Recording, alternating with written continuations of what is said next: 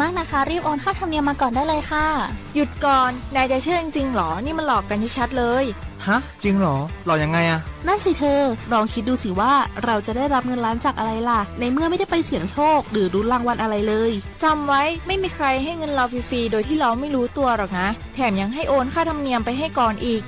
คุณคะเราไม่ได้โกงนะคะโอนมาก่อนเดี๋ยวพิสูจน์ได้ค่ะไม่เอาละผมไม่เชื่อไม่โอนไม่คุยด้วยละกลโกงมีทุกที่จำให้ขึ้นใจอย่าเชื่ออย่าคุยอย่าโลภอย่าโอนด้วยความปรารถนาดีจากสำนักงานประชาสัมพันธ์ที่3กรมประชาสัมพันธ์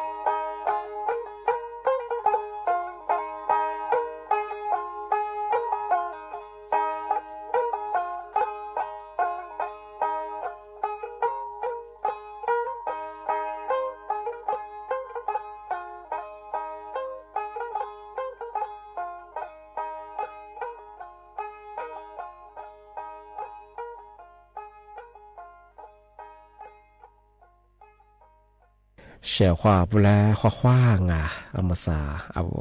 ลิสุงโอโดดเสตขวาเปลาวอาวลิสุงโอปากากุงโอเมญาทาจิ้มหมายงาสถานีวิทยุกระจายเสียงแห่งประเทศไทยจังหวัดเชียงใหม่ว่าโดจะในไปเหตุสมมุขวานีเจโมติขวาโดที่โมลองว่ามันยาหนีมุขวานีสามโมติขวาด้วยที่ยังมันยีขวาโดจะนาที่ยังขวานีนาเนี่ยสง่าเอาวิทยุว่ามือจำมังว่ามันยังเฮยยี่ระบบยา AM ยี่ครึ่งความถี่งว่าเฮยที่ตัวลี่ฮาสิจือโชว์กว่าโจญาดอลลาร์อาทิตย์ทาวระบบไลฟ์สู่เหตุจงฟิสบุยเพงว่าเฮสวทเชียงใหม่ AM 1476กิโลโคติเลบูญาเฮเอติเลดุลางงานี่เมที่ยิงเปัญญาเอาลิโซอาบังมันยาเฮสิหาซเฮนี่นี่เมที่ยิงมาเฮเมียวยิงจะเมียวนี่ยิโคนิโตนิจังหวะโคเอาลิโซอาบายเห็นยี่บ้าวขพารักกับอาติบ้าวไทยอาบังมาเฮนี่มีที่ยิงมางาโกฮาโกนียิโคนิตรงยาชดเสือเฮโคงานนี่มีที่ยิงมาเฮวันอังคารงาอาวชิฮาวดาเฮเขาคว้างงาทาไลฟ์สวติโซอาทิตย์ทาววิทยุให้กันนะจะสวงมาเลตัวจันนะจะมาเฮทัดไทย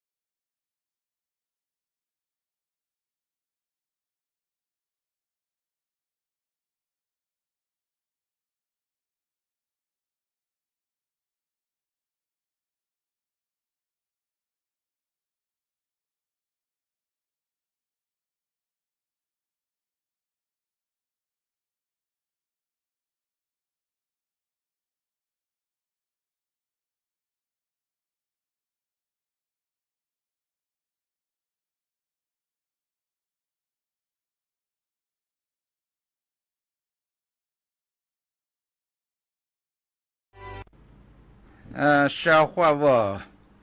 呀拿来的比个你什么个你啊我20年初级的嘛一蛮多的嘛一做那里那嘛消化我了出边么呀咋过呢是换点行哎咱们购嘛还是咱我们呢一蛮的啊那第一蛮的怎么我们呢嘛还嘛一下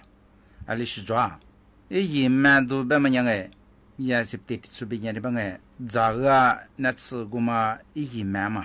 该的嘛也没啥消化我一初级过嘛一旁边的我们呢20是老出家过就和人吧苏尼坡啊我来什么活可哎所以也把这呀สังคมสุรังชุมชนมันบางไงสุรังเกียรติเนี่ยงะมาหัวคือเราชูกมาบางอย่างพี่เอาลิสุญญาดิบะพี่ขีบะไอ้ที่เปียพี่ขีที่มันยังเป็นคนชาวเขาว่ามาค่ะแต่ว่าจุนี่แบบว่าอีชาสุนบะอีตึสุนบะอีหูสุนบะไง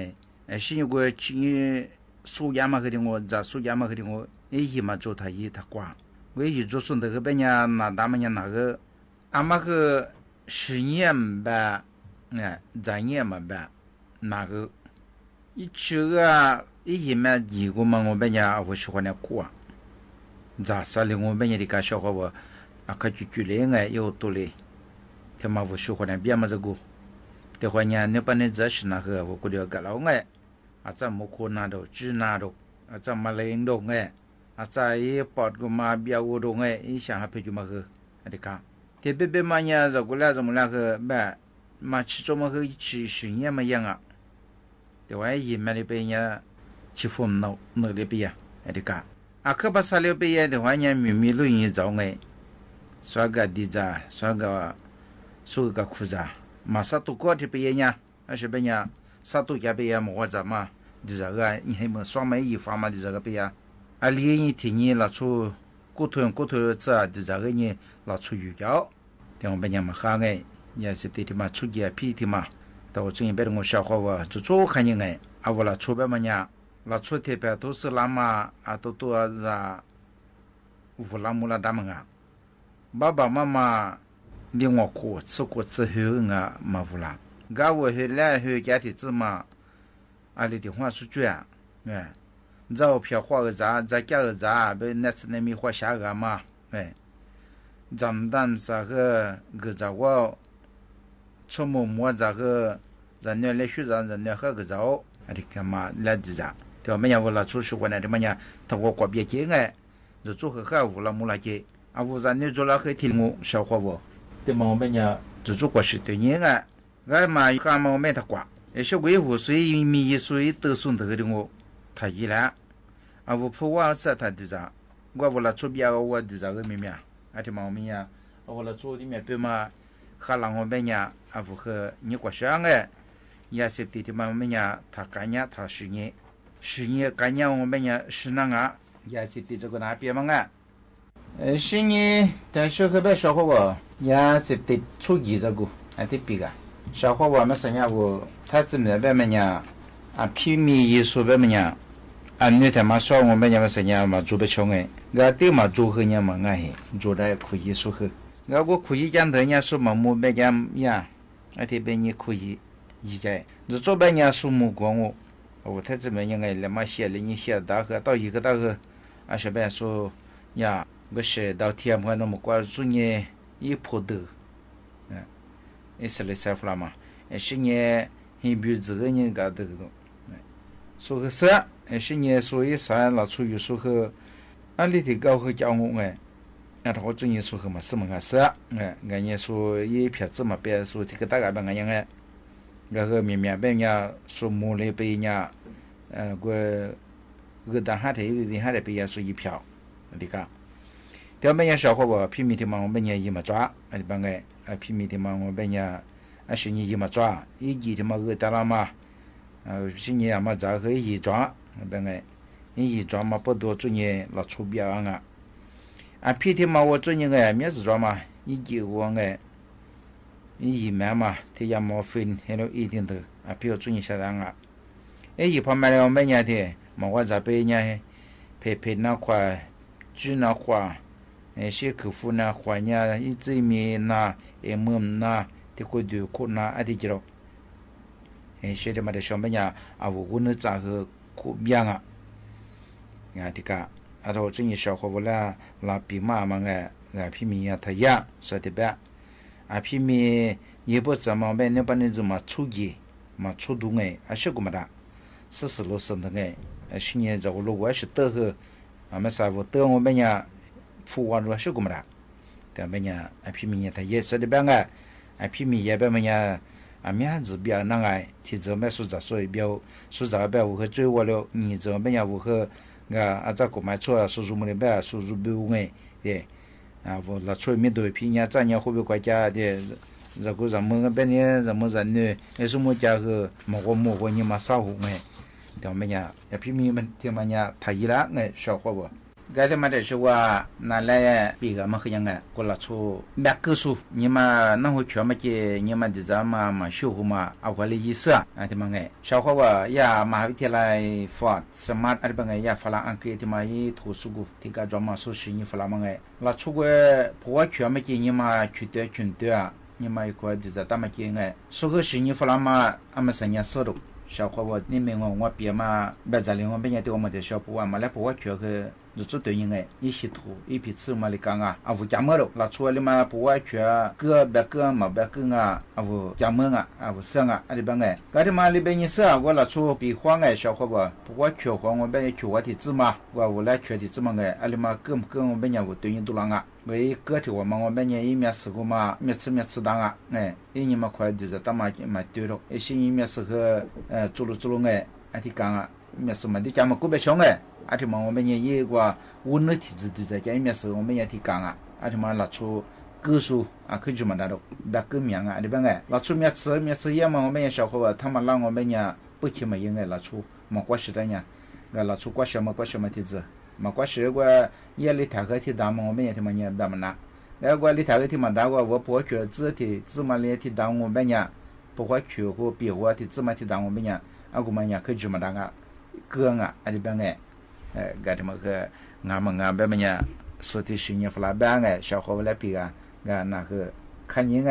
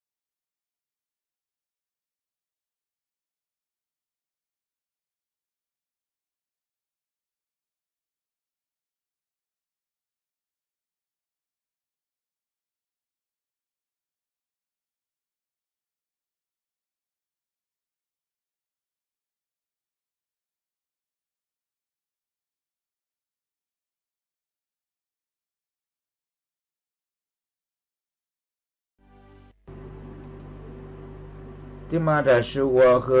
小伙伴俩ที่จะปีก小伙伴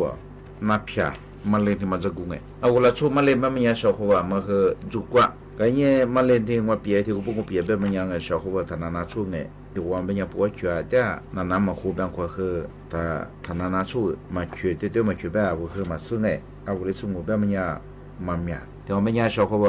มาเล่นแบบมันยังไงจำเมื่อที่ว่าเปียมาที่กูพูดเปียยังจำเมื่ออาจจะว่ามาเล่นเกลียมาสุดเนี่ยมาเล่นเต้านมมาเล่นที่มันยัง小伙伴的个啊我拉出一口你只顾个不得也别人家默默来的嘛个里光啊个呢个来别人的个小伙伴มาเล่นพัก个来天我别人เอา住生我别人啊我下那个那个呢我可啥嘞呢一想我别人下多么多下个么么啊ที่ได้别人好像身体这种个小伙伴我个มาเล่นที่เต้านมที่มัน我别人ที่我别人里啊我嘛个里天呢里意思呢个小伙伴我阿夫过的我哎，比花什么啊？别想哎，阿说阿妈过的阿妈过年，是呢，这个什么本呀？什么个这个什么呀？你说了从呀，个出把过年和当，个年明明本呀嘛过的阿妈过的阿妈过年们这个害怕个小伙吧？个有问题子阿夫过的那马来他妈装装，别么样哎？比花如果个做装我本哎，平面都装我本呀我，别吃他妈六个人平面都一堆人，个比花我过的。来拍的嘛，那很难看哎，除非你很难看如我对我记住你拍，而且我们家阿父阿妈这么对你，阿里提爸妈的父阿里提爸妈的肉啊，阿妈是几苦着，是吃了多啦，阿妈是你个阿父就的个嘛，提爸妈提爸妈摸的大，这嘛和你爸父和送啥刀哎，阿父来拍拍你那我对我你拍哎，你如你而且你阿父阿这阿妈个的阿妈这对你，而且阿父个的。比花来拍的嘛个你吧，日子我多个人哎，你拍，而且你阿夫欧盟哇个辈子，欧盟的叫的哎，制度了，而且对你，而且别人家阿娃阿记他妈个一点五大大，说了见不见？阿拉到我的哇，阿拉到我的失去率，那说的嘛学大大，阿夫对你么哎，你日嘛我别人小伙伴阿夫一大个人，而且你胡说你，比花阿夫一大个人阿夫来拍的爸妈。那我咕噜些有年来拍我哎来不过年天呢，我来拍的爸妈没呀，啊我只我的爸妈俩学你，阿拉到我一哭小么哎，天我来你三年着，来你来妈哎，他妈学你，啊是咋学你？阿拉到我是绿大一户户啊，个白他你，啊我啥子学那小伙伴，啊咋学没呀？啊里头是才学么？啊可学没呀？第一股子那会学么哎？个别朋友学我们也做一个国字学问，啊，就帮哎，而且怕当我们呀，啊，说他到外一苦怕学问我们呀，啊，如何送啥到哎，一能我抓，我们是么人去喊到，对嘛？那些啥子的是小伙伴，我过的吃的不一样，啊，我过的吃的也别的我来拍他们喝，我的在说我哎，祝福你，提爸妈提你学你，别话我学那对你我们呀啊，提啥子的是你我。阿另个和人吧，提到我们家他们那妈妈学，帮我们家小伙伴，你们他回家没有活过，回家没有活下，嘛俺我们家啊我你们回家嘛拿来别么呀，嘛拿别个你们回家是讲我们家，啊可啥来的话也啊可补一边呀，拉一边呀，想要啊这边哎，小伙伴啊我拉出别么呀，那阿妈自己么兄哎。个的话，阿我们种啥也得做啦，如何？别么那阿我和干嘛的？提着抓阿如，我吃的呢，16每年花下。个小伙伴我那马里天嘛格里那么哎，怎么啊？格里啥嘛？那天嘛弄啥嘛？那天嘛做啥嘛哎？我怎么啊？阿里天我嘛马里格里强，天我格里我每年花啥花的格里强啊？天我每年嘛这么哈过年哎。现在么为是话啊，一做出他妈马里个强我们呀，一人类他妈和格里桑啊，现在么为好么杂数，啊个么和格里桑啊，现在也空成哎，么啥这个也苦么哎，啊个么和格里桑啊，马里他妈哎，人家我的疙瘩把么呀小伙不，啊我怎么啊，比话人类装我们呀，啊我只他妈人类两把出么个在比着，么我们呀就是他妈一。我得了个，阿这么个，对我们这个边哎，也拿皮，没得皮那个。现在我刚那个没钱嘛，哎，下的我都钱嘛，没钱嘛，哎，一过他吃子破他都哎， สิ่งนี้จะตัวมาคือเนี่ยแบบว่ายาไขมันพืชก็อุปเผาเมียสก็น้ำมันพืชก็มาเมียจะใช่เปียงไงสิ่งแต่เชื่อคือสักคำมันเนี่ยแบบเอาเนี่ยมาเปลี่ยนที่จ้าเนี่ยมาสักไงอีนั่นว่าอาทิตย์จ้ากูงงเป็นยังทำไมเนี่ยคือกระดังมาเลยทำไมไงก็ชอบเขาว่าเอามาเลยทำไมอลิทาเกลียแบบมันยังไงเอาอาทิตย์สงสัยอลิทาสงสัย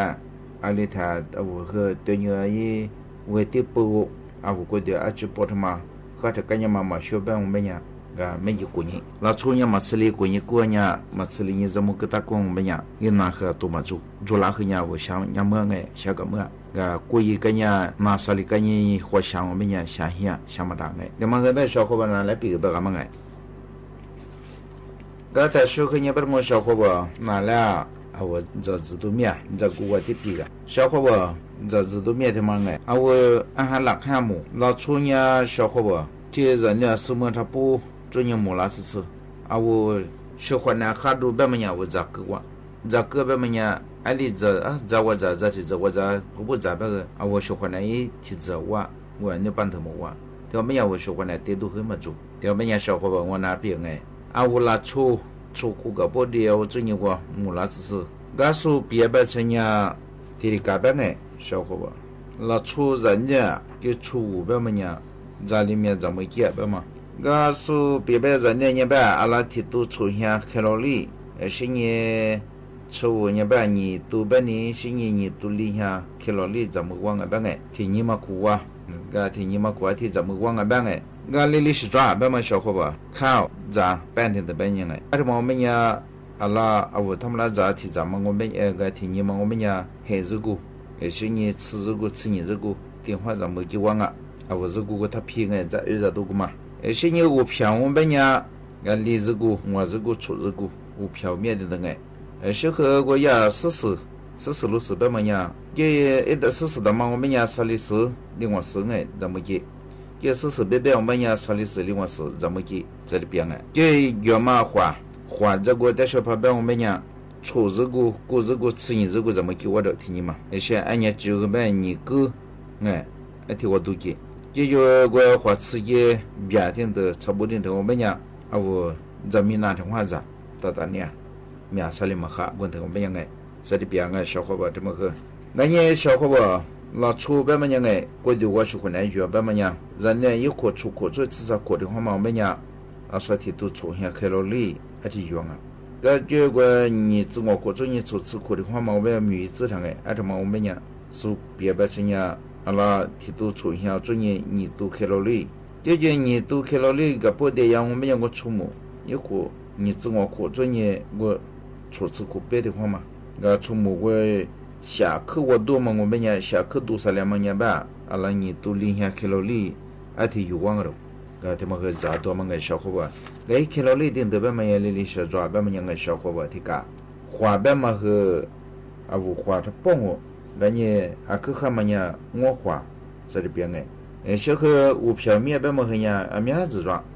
我的是在户口别么个，是也办别么个呀？可啥嘛？别么子都咋定的？什么证我？他么个呀？我办俺的办哎，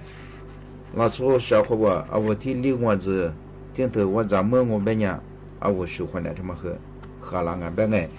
下店我喜欢的哈下店我们呀，你拿他么个都。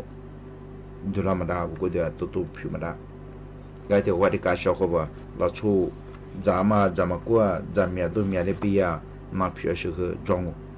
而且吧，我也吃比宽点的呢，咱啥里咱面啥里我们呀，别嘛和个泡皮啊，差不宽嘛和，怎么和我10个10多，15点头比那哎，而且别吃嘛和8万票都，我有个么大比呀，的家。一吃的嘛，在面上来和这个小伙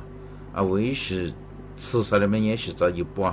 的话你还单票呢，对，也是了一半，这么样老是吃嘛，我们也拿片面，8万还单的这个，这个，对嘛，不知这么样小伙伴，我还老板嘛样我子的，我喜欢那运动哎，维他命、波丁，可不还得，来他，这头人家什么是做啊小伙伴，我觉得我哎，做嘛呀，我的也把面送别嘛的我路那。有路那个咋个，咱们连我们也不过的有过么当我们也过么和啊不啦那皮那还是刚个小伙伴这么个拿来比吧嘛啊个小伙伴这么的小伴拿来么过的话跟那要不然拿来一点小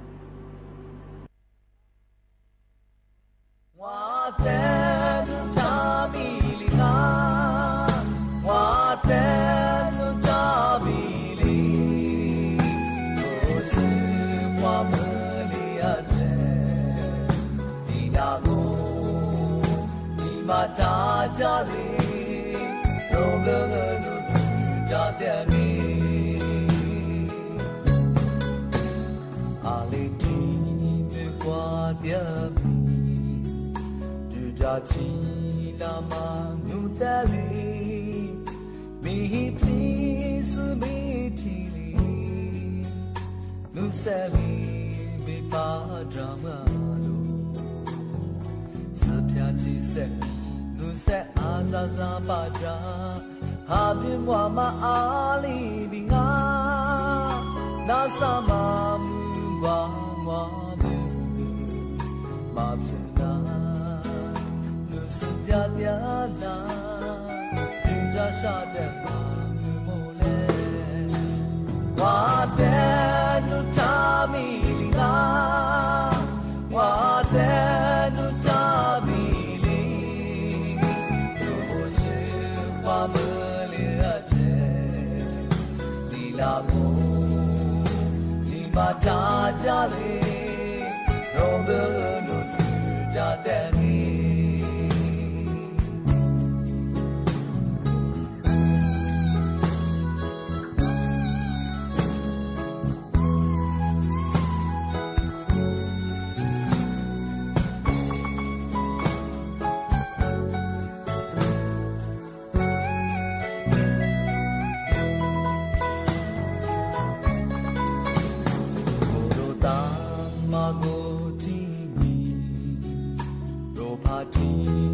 起那的我，妈母妈咪没修嘞，是家面咪咪起嘛啦，奶奶咪咪是的木啦啊咪，住家起呀嘛呢里我，路明我起你是家的我，做瓜咪不哈个。让我们在往我的路上米啊，我的路上米里，不是我们了解，你那我，你嘛家家里，罗个路去家的你，我的路上米。我的路塔比里，都是我们了解。你让我，你把家家里，罗个路去家的你，我的路塔比啊。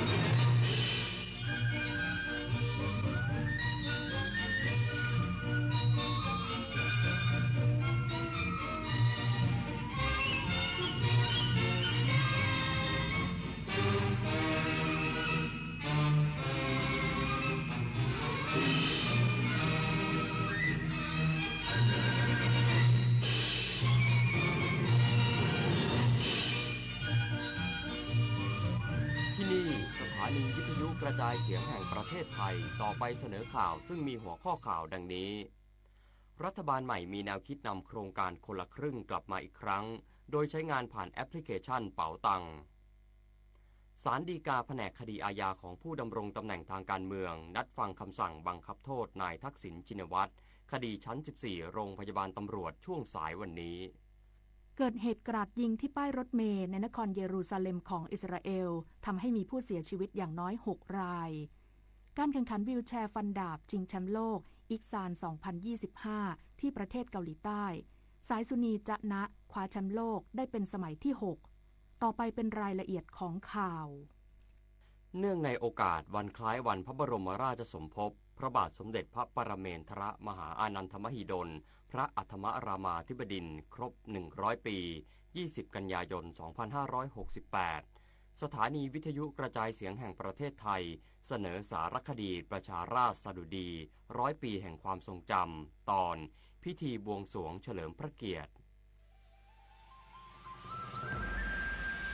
สารคดีประชาราษฎร์สดุดี100ปีแห่งความทรงจำวันที่20กันยายนพุทธศักราช2568นับเป็นวาระสำคัญยิ่งเนื่องในโอกาสวันคล้ายวันพระบรมราชสมภพครบ100ปีพระบาทสมเด็จพระปรเมนทรมหาอานันทมหิดลพระอัฏฐมรามาธิบดินทร์เมื่อวันที่28สิงหาคม2568ที่ผ่านมารัฐบาลจัดพิธีบวงสรวงเพื่อน้อมรำลึกในพระมหากรุณาธิคุณณวัดสุทัศน์เทพวรารามโดยมีพระมหาราชครูพิธีศรีวิสุทธิคุณเป็นประธานพระครูพราหมณ์ประกอบพิธีเริ่มด้วยพิธีสักการะพระศรีสักยมุนีที่พระวิหารหลวงและสักการะพระพุทธตรีโลกเชษฐ์ที่พระอุโบสถจุดธูปเทียนเครื่องทองน้อยปักธูปเครื่องสังเวยและโปรยข้าวตอกดอกไม้บริเวณพระบรมราชานุสาวรีย์รัชกาลที่8ถือเป็นอันเสร็จสิ้นพิธีบวงสรวงครั้งนี้ถือเป็นส่วนหนึ่งของกิจกรรมเฉลิมพระเกียรติโดยมีสำนักงานปลัดสำนักนายกรัฐมนตรีร่วมกับวัดสุทัศน์เทพวรารามและหน่วยงานที่เกี่ยวข้องจัดขึ้นเพื่อเทิดพระเกียรติเผยแพร่พระราชประวัติและพระราชกรณียกิจของพระบาทสมเด็จพระปรเมนทรมหาอานันทมหิดลพระอัฏฐมรามาธิบดินทร์กิจกรรมเฉลิมพระเกียรติจะจัดขึ้นอย่างต่อเนื่องระหว่างวันที่20ถึง27กันยายน2568ณวัดสุทัศน์เทพวรารามกรุงเทพมหานครขอเชิญชวนประชาชนชาวไทยร่วมกิจกรรมและน้อมรำลึกในพระมหากรุณาธิคุณอันหาที่สุดมิได้รัฐบาลใหม่เตรียมจัดทำร่างนโยบายเพื่อแถลงต่อรัฐสภาโดยมีแนวคิดนำโครงการคนละครึ่งกลับมาอีกครั้งเพื่อกระตุ้นเศรษฐกิจภายในประเทศโดยกระทรวงการคลังพร้อมดำเนินการทันทีผ่านแอปพลิเคชันเป๋าตังนายพระดอน ปริศนานันทกุล สส.อ่างทองพรรคภูมิใจไทยเปิดเผยความคืบหน้าการจัดทำร่างนโยบายของรัฐบาลที่จะแถลงต่อรัฐสภาว่าด้วยระยะเวลาการทำงาน4เดือนต้องมีนโยบายที่สามารถดำเนินการได้ทันทีโดยจะเน้นการกระตุ้นเศรษฐกิจเช่นนโยบายคนละครึ่งมาตรการช่วยเหลือเกษตรกรทั้งการพักหนี้ลดดอกเบี้ยลดต้นทุนปัจจัยการผลิตการแก้ปัญหาชายแดนไทยกัมพูชาด้วยสันติวิธีและเร่งเยียวยาผู้ที่ได้รับผลกระทบจากเหตุการณ์ปะทะตามแนวชายแดนไทยกัมพูชาใน7จังหวัดส่วนนโยบายกัญชาไม่สามารถดำเนินการเพิ่มเติมได้ยังต้องปฏิบัติตามประกาศเดิมที่กระทรวงสาธารณสุขบังคับใช้อยู่เนื่องจากมีกฎหมายที่เกี่ยวข้องเป็นจำนวนมากด้วยระยะเวลาเพียง4เดือนอาจดำเนินการไม่ทันกระทรวงการคลังพร้อมเดินหน้าโครงการคนละครึ่งเฟสใหม่ทันทีหากรัฐบาลมีนโยบายที่ชัดเจนเพราะเป็นสิ่งที่ประชาชนต้องการและมั่นใจว่าจะช่วยกระตุ้นเศรษฐกิจได้โดยนายลวรน แสงสนิทปลัดกระทรวงการคลังยืนยันว่าขณะนี้ระบบสำหรับโครงการคนละครึ่งสามารถนำกลับมาใช้ได้ทันทีเนื่องจากโครงสร้างเดิมยังคงอยู่โดยผู้ที่เคยยืนยันตัวตนแล้วสามารถใช้งานต่อได้สำหรับงบประมาณหากเริ่มโครงการในเดือนตุลาคมนี้สามารถใช้งบประมาณรายจ่ายประจำปี 2569 จากงบกลางกระตุ้นเศรษฐกิจที่มีวงเงินอยู่ 25,000 ล้านบาทหากมีความจำเป็นต้องใช้มากกว่านั้นก็สามารถโยกงบประมาณกลางเพิ่มเติมได้ทั้งนี้หากรัฐบาลมีนโยบายในช่วงเดือนตุลาคมก็สามารถดำเนินการได้ทันทีโดยใช้แพลตฟอร์มแอปพลิเคชันเป๋าตังเช่นเดิม มแต่รายละเอียดต่างๆเช่นประเภทสินค้าที่เข้าร่วมวงเงินต่อคนและระยะเวลาโครงการยังสามารถปรับได้ตามที่รัฐบาลเห็นชอบเดี๋ยวรับโจทย์จริงๆชัดๆว่าอยากได้แบบไหนเพราะว่าจริงๆมันก็ยังปรับรายละเอียดได้อีกเยอะนะครับร้านค้าสินค้าประเภทไหนที่อยากให้เข้าร่วมใช่ไหมครับเข้าร่วมได้เท่าไหร่สัดส่วนเท่าไหร่แล้วรัฐบาลต้องการให้ใช้ต่อเดือนเท่าไหร่อย่างนี้ผมว่าอันนี้มันเป็นรายละเอียดแล้วผมว่าตุลาเป็นต้นไปได้นะระหว่างนี้ก็อาจจะถ้าชัดเจนก็อาจจะมีการไปลงทะเบียนร้านค้าอะไรอย่างเงี้ยครับด้านนายธนวัฒน์พลวิชัยอธิการบดีมหาวิทยาลัยหอการค้าไทยและประธานที่ปรึกษาศูนย์พยากรณ์เศรษฐกิจและธุรกิจมหาวิทยาลัยหอการค้าไทยเห็นด้วยที่รัฐบาลมีแนวคิดนำโครงการคนละครึ่งกลับมาเพราะถือเป็นโครงการที่ช่วยกระตุ้นกำลังซื้อภายในประเทศได้เป็นอย่างดีเพราะสิ่งสำคัญที่รัฐบาลต้องเร่งดำเนินการคือการกระตุ้นเศรษฐกิจหากเศรษฐกิจในประเทศดีขึ้นก็จะสามารถดึงดูดนักลงทุนทั้งในประเทศและต่างประเทศได้มากขึ้นด้วยการกระตุ้นเศรษฐกิจจะสามารถทำได้ทันที1ก็คือการใช้นโยบายการคลังจุดสำคัญก็คืออาจจะนำเอาคนละครึ่งกลับมาซึ่งคนละครึ่งก็ได้รับการยอมรับว่าเป็นมาตรการที่ผ่านการพิสูจน์มาแล้วและกระตุ้นกำลังซื้อทั่วประเทศได้เร็วและเกิดผลจริงภายใต้เงื่อนไขการใช้จ่ายง่ายจะใช้กระทรวงพาณิชย์กับกระทรวงต่างประเทศทำการรักษาตลาดหรือขยายตลาดต่างประเทศเพื่อเสริมการส่งออกอาจจะใช้นโยบายการคลังผสมผสานกับการเงินนะครับก็คือการที่ให้สถาบันการเงินเฉพาะกิจผ่านกระทรวงการคลังปล่อยสินเชื่อเข้าระบบเศรษฐกิจนอกจากนี้ขอให้เพิ่มมาตรการดึงดูดความมั่นใจนักท่องเที่ยวต่างชาติให้กลับมาเที่ยวไทยโดยเฉพาะนักท่องเที่ยวจีนซึ่งหากดำเนินการได้จริงเชื่อว่าไตรมาสที่4ของปีนี้จะมีเม็ดเงินหมุนเวียนสร้างความมั่นใจให้นักลงทุนต่างชาติเข้ามาลงทุนมากขึ้นผลิตนาฏขวัญแสนสุขรายงานกองทัพบกชี้แจงไทยควบคุมตัวเฉลยศึกกัมพูชาตามหลักกฎหมายระหว่างประเทศและยืนยันพร้อมส่งตัวกลับเมื่อสถานการณ์ความขัดแย้งยุติโดยสมบูรณ์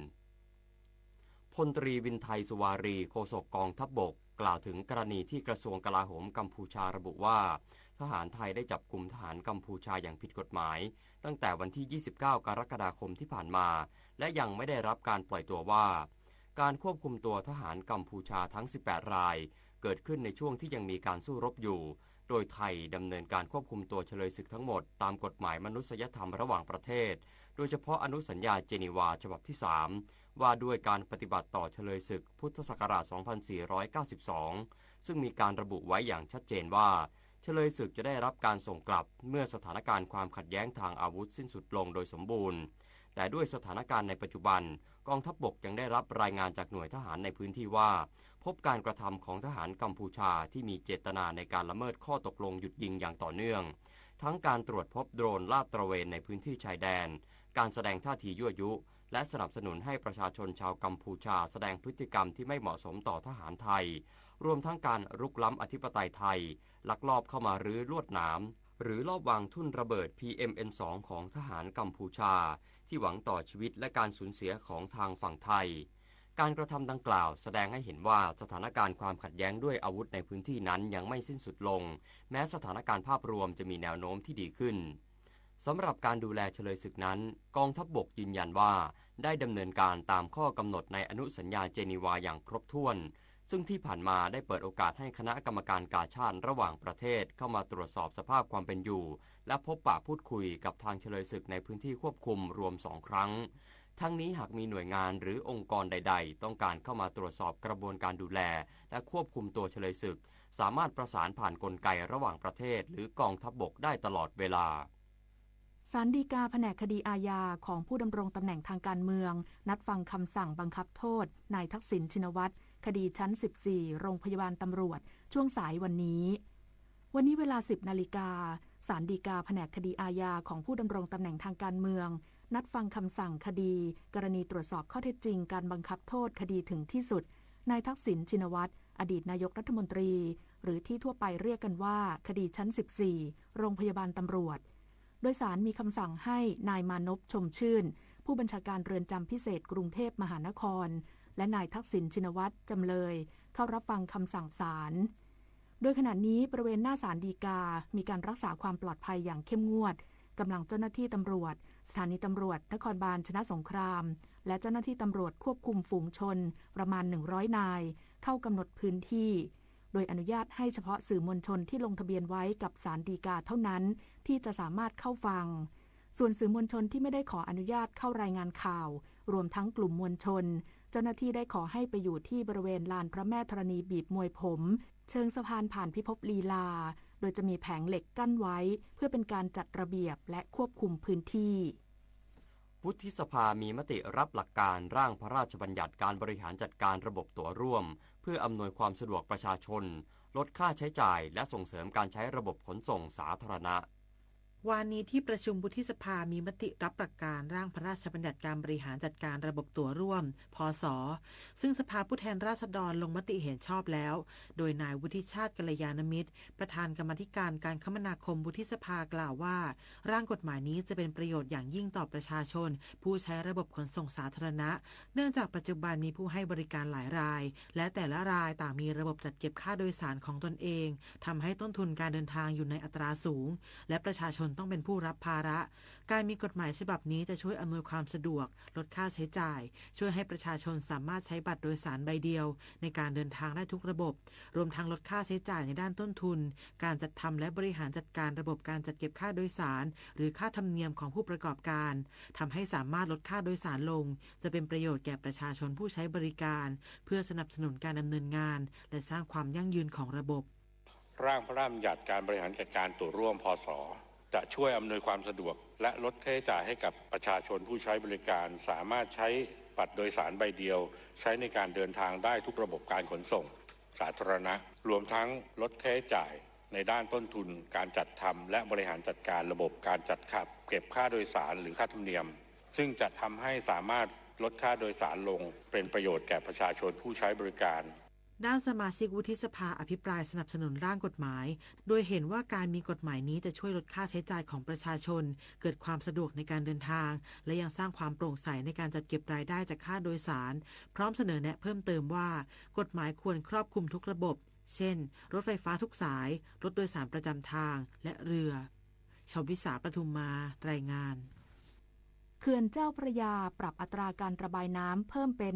1,700 ลูกบาศก์เมตรต่อวินาที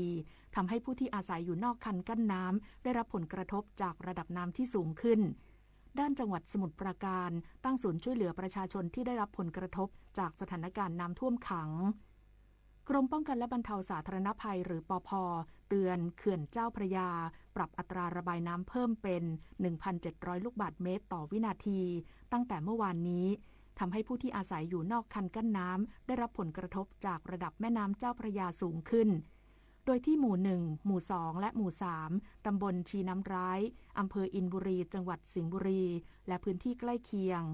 ขอให้ประชาชนที่อาศัยอยู่ในพื้นที่ลุ่มต่ำนอกคันกั้นน้ำยกของขึ้นที่สูง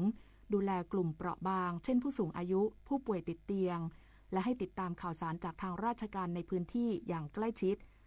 ส่วนที่จังหวัดสมุทรปราการนายสุภมิตรชินศรีผู้ว่าราชการจังหวัดสมุทรปราการสั่งตั้งศูนย์รับแจ้งเหตุความเดือดร้อนและให้ความช่วยเหลือประชาชนที่ได้รับผลกระทบจากสถานการณ์น้ำท่วมขังเนื่องจากฝนตกหนักต่อเนื่องในพื้นที่รวมถึงมีน้ำทะเลหนุนสูงพร้อมทั้งจัดเจ้าหน้าที่เวรอำนวยความสะดวกช่วยเหลือประชาชนประจำจุดบริเวณน้ำท่วมขังตลอด 24 ชั่วโมงวันนี้มูลนิธิแพทย์อาสาสมเด็จพระศรีนครินทราบรมราชชนนีหรือพอสวจะออกให้บริการประชาชนในพื้นที่จังหวัดจันทบุรีที่หมู่ 2 บ้านคลองกะทาตำบลสตอนอำเภอสอยดาวจึงขอเชิญชวนประชาชนในพื้นที่ดังกล่าวไปรับบริการโดยไม่เสียค่าใช้จ่ายใดๆเนื่องในโอกาสวันคล้ายวันพระบรมราชสมภพครบ100 ปีพระบาทสมเด็จพระปรเมนทรมหาอนันทมหิดลพระอัฏฐมารามาธิบดินทร์รัฐบาลโดยสำนักงานปลัดสำนักนายกรัฐมนตรีร่วมกับวัดสุทัศน์เทพวรารามจัดพิธีเจริญพระพุทธมนต์ทำบุญตักบาตรและพิธีวางพุ่มดอกไม้ถวายราชสักการะในวันเสาร์ที่ 20 กันยายนนี้ณ วัดสุทัศน์เทพวรารามพร้อมกิจกรรมเฉลิมพระเกียรติระหว่างวันที่ 20 ถึง 27 กันยายนเพื่อร่วมเทิดพระเกียรติและน้อมรำลึกในพระมหากรุณาธิคุณการกลับมาของการแสดงโขนมูลนิธิส่งเสริมศิลปาชีพจากวรรณกรรมเรื่องรามเกียรติ์ตอนสัตยาภาลีวานรผู้กล้าหาญจะเกิดอะไรขึ้นกับพวกเขาสู่การแสดงโขนสุดยิ่งใหญ่โดยมูลนิธิส่งเสริมศิลปาชีพวันที่ 6 พฤศจิกายนถึง 8 ธันวาคม 2568 ณ ศูนย์วัฒนธรรมแห่งประเทศไทยเปิดให้จองบัตรได้แล้ววันนี้ที่ไทยทิกเก็ตเมเจอร์ 7:15 น.รับฟังข่าวต่างประเทศครับสำนักข่าวต่างประเทศรายงานว่ามือปืนชาวปาเลสไตน์2 รายก่อเหตุกราดยิงบริเวณป้ายรถเมล์แถบชานเมืองนครเยรูซาเล็มของอิสราเอลเมื่อวันจันทร์ที่ผ่านมาส่งผลให้มีผู้เสียชีวิตอย่างน้อย6 รายและบาดเจ็บมากกว่า20 รายนับเป็นหนึ่งในเหตุการณ์โจมตีประชาชนที่มีผู้เสียชีวิตมากที่สุดของนครเยรูซาเล็มในรอบหลายปีที่ผ่านมาเจ้าหน้าที่ตำรวจอิสราเอลระบุว่าเหตุการณ์ดังกล่าวถือเป็นการก่อการร้ายและเจ้าหน้าที่สามารถจับกุมผู้ต้องสงสัยจากพื้นที่นครเยรูซาเล็มตะวันออกซึ่งเชื่อว่ามีส่วนเกี่ยวข้องกับเหตุกราดยิงครั้งนี้ขณะเดียวกันกองทัพอิสราเอลส่งทหารไปยังนครเยรูซาเล็มเพื่อสนับสนุนเจ้าหน้าที่ตำรวจในการติดตามตัวคนร้ายด้านนายกรัฐมนตรีเบนจามินเนทันยาฮูของอิสราเอลเปิดเผยว่ากองกำลังความมั่นคงของอิสราเอลกำลังติดตามตัวผู้ต้องสงสัยที่ให้ความช่วยเหลือคนร้ายดังกล่าวขณะที่ประธานาธิบดีมามูดอับบาสของปาเลสไตน์ประณามการก่อเหตุกราดยิงครั้งนี้ที่มุ่งเป้าไปยังพลเรือนชาวปาเลสไตน์และอิสราเอลนายเดมิทรี เปสคอฟโฆษกทำเนียบประธานาธิบดีรัสเซียเปิดเผยกับสื่อมวลชนเมื่อวันจันทร์ที่ผ่านมาที่ระบุว่าไม่มีมาตรการคว่ำบาตรใดที่จะสามารถบังคับให้รัสเซียเปลี่ยนแปลงจุดยืนเกี่ยวกับความขัดแย้งในยูเครนได้พร้อมเน้นย้ำว่ามาตรการคว่ำบาตรรัสเซียจำนวนมากอย่างที่ไม่เคยมีมาก่อนในช่วงเวลาเกือบ4 ปีที่ผ่านมาไม่ส่งผลกระทบใดๆกับรัสเซียแถลงการดังกล่าวมีขึ้นหลังจากประธานาธิบดีโดนัลด์ทรัมป์ผู้นำสหรัฐเปิดเผยว่ารัฐบาลสหรัฐพร้อมดำเนินมาตรการคว่ำบาตรรัสเซียระยะที่2ท่ามกลางสถานการณ์ที่การเจรจาข้อตกลงสันติภาพเพื่อยุติสงครามรัสเซียยูเครนไม่มีความคืบหน้าขณะที่ล่าสุดเจ้าหน้าที่ระดับสูงของสหภาพยุโรปเดินทางไปยังกรุงวอชิงตันดีซีเพื่อหารือกับทางการสหรัฐเกี่ยวกับการประสานความร่วมมือในการดำเนินมาตรการคว่ำบาตรรัสเซียสำนักข่าวต่างประเทศรายงานว่าเกิดเหตุปะทะกันระหว่างเจ้าหน้าที่ตำรวจเนปาลกับกลุ่มผู้ชุมนุมที่บริเวณด้านหน้าอาคารรัฐสภาในกรุงกาฐมันดุของเนปาลเมื่อวันจันทร์ที่ผ่านมาทำให้มีผู้เสียชีวิตอย่างน้อย19 รายและบาดเจ็บมากกว่า400 รายหลังชาวเนปาลหลายพันคนซึ่งส่วนใหญ่เป็นคนหนุ่มสาวออกมาชุมนุมประท้วงและพยายามบุกเข้าไปในอาคารรัฐสภาเพื่อต่อต้านการทุจริตและแสดงความไม่พอใจที่รัฐบาลปิดกั้นการเข้าถึงแพลตฟอร์มโซเชียลมีเดียทั้งนี้รัฐบาลเนปาลตัดสินใจปิดกั้นการเข้าถึงสื่อสังคมออนไลน์เมื่อสัปดาห์ที่แล้วโดยอ้างว่าเป็นการปราบปรามการใช้งานในทางที่ผิดซึ่งรวมถึงการเผยแพร่ข่าวเท็จและความเกลียดชังอย่างไรก็ตามความเคลื่อนไหวดังกล่าวสร้างความไม่พอใจให้กับประชาชนชาวเนปาลซึ่งกว่า90%ของประชากรทั้งหมดกว่า30 ล้านคนใช้อินเทอร์เน็ตในชีวิตประจำวันต่อไปรับฟังข่าวกีฬาค่ะการแข่งขันวีลแชร์ฟันดาบอิกซาน 2025 พาราเฟนซิ่งเวิลด์แชมเปี้ยนชิพที่เมืองอิกซานประเทศเกาหลีใต้แววสันสุนีจะนะเจ้าของ3 เหรียญทองพาราลิมปิกเกม 2024 ทำผลงานได้อย่างยอดเยี่ยมในประเภทดาบเอเป้คลาส B รอบชิงชนะเลิศโดยเอาชนะหลานซูจากจีน 15-9 คะแนนคว้าแชมป์โลกสมัยที่ 6 มาครองได้สำเร็จขณะที่วิสิตกิ่งมะนาวเจ้าของเหรียญเงินพาราลิมปิกเกม 2024 ลงแข่งขันดาบเอเป้ชายคลาส B ในรอบชิงชนะเลิศแพ้กับจางเจี้ยจากจีน 14-15 คะแนนคว้าเหรียญเงินมาครองโดยหลังจากนี้ทีมนักกีฬาวีลแชร์ฟันดาบทีมชาติไทยจะเดินทางไปแข่งขันรายการพาราเฟนซิ่งเวิลด์คัพอินโดนีเซียที่เมืองโซโลประเทศอินโดนีเซียระหว่างวันที่ 15-18 กันยายนนี้พลเอกเดชาเหมกระศรีรองประธานสมาพันธ์จักรยานแห่งเอเชียและนายกสมาคมกีฬาจักรยานแห่งประเทศไทยเปิดเผยว่าตามที่สมาคมกีฬาจักรยานได้ส่งนักกีฬาจักรยานประเภทถนนทีมชาติไทยชุด4 เกมเดินทางไปเข้าร่วมการแข่งขันจักรยานทางไกลนานาชาติ Tour of Salalah 2025 ระหว่างวันที่ 7-10 กันยายนที่ประเทศโอมานนักปั่นไทยทำผลงานได้อย่างน่าพอใจโดยสราวุฒิสิรินนทชัยคว้าอันดับ3ด้วยเวลา2 ชั่วโมง 38.56 นาทีส่วนแชมป์สเตทเป็นของอับดุลลาจาซิมจากทีมชาติสหรัฐอาหรับเอมิเรตส์เวลา2 ชั่วโมง 38.50 นาทีขณะที่พีรพลชาวเชียงขวางได้อันดับ8เวลา2 ชั่วโมง 38.56 นาทีส่วนนักปั่นไทยคนอื่นๆเข้าเส้นชัยพร้อมกับนักปั่นกลุ่มใหญ่อีกกว่า100 คนโดยการแข่งขันยังเหลืออีก2 สเตจและวันสุดท้ายจะเป็นการแข่งขันแบบเซอร์กิตก็ต้องลุ้นให้นักปั่นไทยคว้ารางวัลมาให้ได้อีกเนื่องจากรายการนี้มีการเก็บคะแนนสะสมคัดเลือกไปโอลิมปิกเกม 2028 ที่นครลอสแองเจลิสสหรัฐอเมริกาศึกรถจักรยานยนต์ชิงแชมป์โลก MotoGP 2025 สนาม 15 รายการคาตาลันกลางปีที่เซอร์กิตเดบาร์เซโลนาคาตาลุญญาประเทศสเปนก้องสมเกียรติจันทราหมายเลข 35 นักบิดชาวไทยสังกัดทีม LCR Honda เริ่มเกมจากกริด 24 ภายใต้อาการบาดเจ็บที่เข่าขวาซึ่งยังไม่สมบูรณ์เต็มร้อยก่อนบิดเข้าเส้นชัยในอันดับ 16 ตามหลังผู้ชนะ 37.393 วินาทีส่วนทีมเมทชาวฝรั่งเศสอย่างโยฮันซาโกหมายเลข 5 ไม่จบการแข่งขันด้านลูก้ามารินีหมายเลข 10 โดยนักบิดอิตาเลียนจาก Honda SRC ปิดคว้าท็อป 8 เก็บแต้มให้ทีมอย่างต่อเนื่องทั้งนี้ศึกโมโต GP 2025 สนามถัดไปจะมีขึ้นระหว่างวันที่ 12-14 กันยายนนี้ที่มิซานโนเวิลด์เซอร์กิตมาโกซิมอนเซลลี่ประเทศอิตาลีในรายการซานมาริโนกลางปีเทนนิสเยาวชนนานาชาติ ITF World Tennis Tour Junior สะสมคะแนนเยาวชนโลกรายการ J100 คูชิงพรีเมียร์สารวัตรคัพที่เมืองคูชิงประเทศมาเลเซีย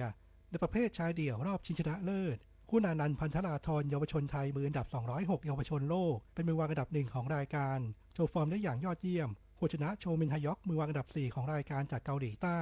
2-0 เซต6-3 และ 6-0 คู่นานันท์คว้าแชมป์ไปครองพร้อมเก็บแต้มสะสม100คะแนนพิจิตรกาญจนกุลรายงานต่อไปเป็นพยากรณ์อากาศกรมอุตุนิยมวิทยาพยากรณ์อากาศ24ชั่วโมงข้างหน้าประเทศไทยมีฝนตกหนักบางแห่งโดยมีฝนตกหนักมากบางพื้นที่ในภาคตะวันออกบริเวณจังหวัดระยองจันทบุรีและตราดขอให้ประชาชนในบริเวณดังกล่าวระวังอันตรายจากฝนตกหนักถึงหนักมากและฝนที่ตกสะสมซึ่งอาจทำให้เกิดน้ำท่วมขังหรือน้ำรอการระบายโดยเฉพาะในเขตชุมชนเมืองเช่นกรุงเทพมหานครและปริมณฑลรวมทั้งอาจเกิดน้ำท่วมฉับพลันและน้ำป่าไหลหลากโดยเฉพาะพื้นที่ลาดเชิงเขาใกล้ทางน้ำไหลผ่านและพื้นที่ลุ่มเนื่องจากร่องมรสุมพาดผ่านภาคเหนือและภาคตะวันออกเฉียงเหนือตอนบนประกอบกับมรสุมตะวันตกเฉียงใต้กำลังปานกลางยังคงพัดปกคลุมทะเลอันดามันภาคใต้และอ่าวไทยสำหรับคลื่นลมบริเวณทะเลอันดามันตอนบนมีกำลังปานกลางโดยมีคลื่นสูงประมาณ2เมตรบริเวณที่มีฝนฟ้าคะนองคลื่นสูงมากกว่า2เมตรส่วนทะเลอันดามันตอนล่างและอ่าวไทยตอนบนมีคลื่นสูง 1-2 เมตรบริเวณที่มีฝนฟ้าคะนองคลื่นสูงมากกว่า2เมตรขอให้ชาวเรือเดินเรือด้วยความระมัดระวังและหลีกเลี่ยงการเดินเรือในบริเวณที่มีฝนฟ้าคะนองพยากรณ์อากาศตั้งแต่เช้าวันนี้จนถึงเช้าวันพรุ่งนี้ภาคเหนือมีฝนฟ้าคะนอง70%ของพื้นที่และมีฝนตกหนักบางแห่งบริเวณจังหวัดสุโขทัยอุตรดิตถ์ตากกำแพงเพชรพิษณุโลกพิจิตรและเพชรบูรณ์อุณหภูมิสูงสุด 32-34 องศาเซลเซียสภาคตะวันออกเฉียงเหนือมีฝนฟ้าคะนอง70%ของพื้นที่และมีฝนตกหนักบางแห่งบริเวณจังหวัดหนองคายบึงกาฬนครพนมชัยภูมิมุกดาหารนครราชสีมาและบุรีรัมย์อุณหภูมิสูงสุด 32-33 องศาเซลเซียสภาคกลางมีฝนฟ้าคะนอง70%ของพื้นที่และมีฝนตกหนักบางแห่งบริเวณจังหวัดนครสวรรค์อุทัยธานีชัยนาทสุพรรณบุรีสิงห์บุรีอ่างทองลพบุรีสระบุรีพระนครศรีอยุธยากาญจนบุรีราชบุรีนครปฐมและสมุทรสาครอุณหภูมิสูงสุด 32-34 องศาเซลเซียสภาคตะวันออกมีฝนฟ้าคะนอง80%ของพื้นที่และมีฝนตกหนักถึงหนักมากบางแห่งบริเวณจังหวัดนครนายกปราจีนบุรีสระแก้วฉะเชิงเทราชลบุรีระยองจันทบุรีและตราดอุณหภูมิสูงสุด 29-34 องศาเซลเซียสลมตะวันตกเฉียงใต้ความเร็ว 15-35 กิโลเมตรต่อชั่วโมงทะเลมีคลื่นสูง 1-2 เมตรบริเวณที่มีฝนฟ้าคะนองคลื่นสูงมากกว่า2เมตรภาคใต้ฝั่งตะวันออกมีฝนฟ้าคะนอง60%ของพื้นที่ส่วนมากบริเวณจังหวัดเพชรบุรีประจวบคีรีขันธ์ชุมพรสุราษฎร์ธานีสงขลาปัตตานียะลาและนราธิวาสอุณหภูมิสูงสุด 32-34 องศาเซลเซียสลมตะวันตกเฉียงใต้ความเร็ว 15-35 กิโลเมตรต่อชั่วโมงทะเลมีคลื่นสูงประมาณ1เมตรห่างฝั่งคลื่นสูง 1-2 เมตรและบริเวณที่มีฝนฟ้าคะนองคลื่นสูงมากกว่า2เมตร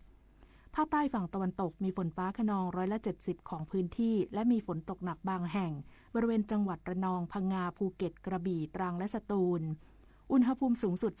31-34 องศาเซลเซียสตั้งแต่จังหวัดพังงาขึ้นมาลมตะวันตกเฉียงใต้ความเร็ว 20-35 กิโลเมตรต่อชั่วโมงทะเลมีคลื่นสูงประมาณ2เมตรบริเวณที่มีฝนฟ้าคะนองคลื่นสูงมากกว่า2เมตรตั้งแต่จังหวัดภูเก็ตลงไปลมตะวันตกเฉียงใต้ความเร็ว 15-35 กิโลเมตรต่อชั่วโมงทะเลมีคลื่นสูง 1-2 เมตรบริเวณที่มีฝนฟ้าคะนองคลื่นสูงมากกว่า2เมตรกรุงเทพมหานครและปริมณฑลมีฝนฟ้าคะนอง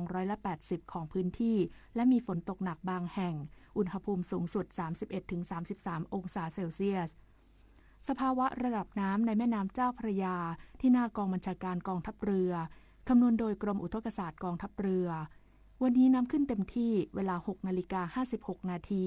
สูงกว่าระดับทะเลปานกลาง1 เมตร 27 เซนติเมตรและเวลา 20:40 นาทีสูงกว่าระดับทะเลปานกลาง1 เมตร 73 เซนติเมตรน้ำลงเต็มที่เวลา 2:37 นาทีสูงกว่าระดับทะเลปานกลาง61 เซนติเมตรและเวลา 14:45 นาทีต่ำกว่าระดับทะเลปานกลาง31 เซนติเมตรวันนี้ที่ประภาคารกาญจนาภิเษกแหลมพรหมเทพจังหวัดภูเก็ตดวงอาทิตย์ตกเวลา 18:30 นาทีกรุงเทพมหานครดวงอาทิตย์ตกเวลา